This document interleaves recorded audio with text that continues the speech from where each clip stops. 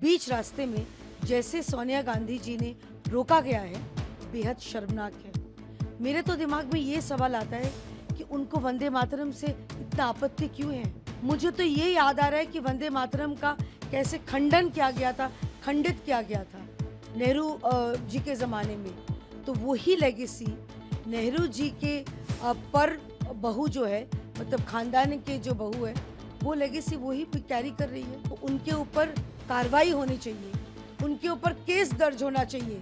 ये अपमान है देश के संविधान का, ये अपमान है वंदे मातरम का, ये अपमान किया है उन्होंने उन लाखों लोगों का जिन्होंने वंदे मातरम गाते हुए अपनी जान हथेली पर लेकर भारत को आजादी दिलाने के लिए संघर्ष किया।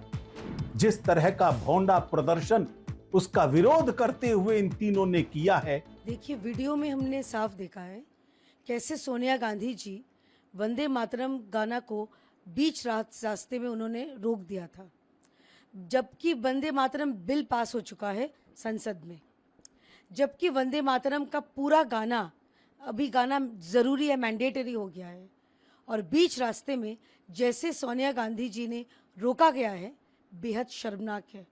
मेरे तो दिमाग में ये सवाल आता है कि उनको वंदे मातरम से इतना आपत्ति क्यों है।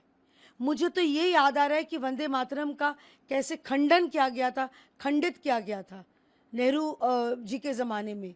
तो वही लेगेसी नेहरू जी के पर बहू जो है, मतलब खानदान के जो बहू है, वो लेगेसी वही कैरी कर रही है। उनको भी वंदे मातरम का पूरा जो स्टैंजा है, पूरा सुनना उनको पसंद नहीं है। जहाँ पर बोला जा रहा है कि दशो प्रहरानी दुर्गे, जहाँ पर बोला जा रहा है कि के बोले माँ तुम्हें अबला, शायद उनको ये बातें पसंद नहीं है। तो इसीलिए वो बीच रास्ते पे बहुत गुस्से में आके खंडित किया है, रोका गया है। ये बंगाल को अपमान है, सारा देश को अपमान है, हमारा जो राष्ट्रगीत है, नेशनल सॉन्ग है, उनका अपमान है। तो उनके ऊपर कार्रवाई होनी चाहिए, उनके ऊपर केस दर्ज होना चाहिए कि कैसे एक सांसद होके भी वो ऐसे घटिया काम कर सकती है। कांग्रेस की चेयरपर्सन सोनिया गांधी, कांग्रेस पार्टी के अध्यक्ष श्री मल्लिकार्जुन खड़गे और नेता प्रतिपक्ष राहुल गांधी ने आज कांग्रेस के हेडक्वार्टर में आयोजित कार्यक्रम में जिस प्रकार वंदे मातरम का अपमान किया है, पूरे देश की गर्दन शर्म से झुक गई है।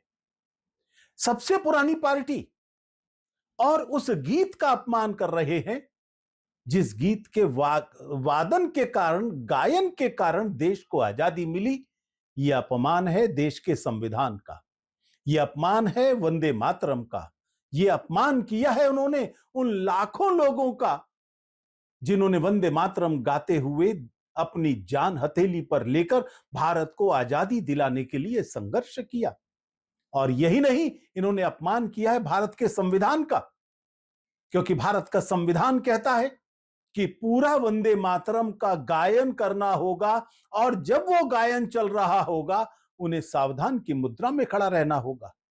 जिस तरह का भोंडा प्रदर्शन उसका विरोध करते हुए इन तीनों ने किया है, वो किसी भी तरह से उचित नहीं ठहराया जा सकता। वंदे मातरम के विरोध के कारण ही भारत का विभाजन हुआ था और ये आज स्पष्ट हो गया है। कांग्रेस चंद वोटों को खुश करने के लिए, अपने वोट बैंक के तुष्टीकरण के लिए किसी भी सीमा तक जा सकती है, चाहे उसके लिए भारत का एक और विभाजन कराना पड़ जाए।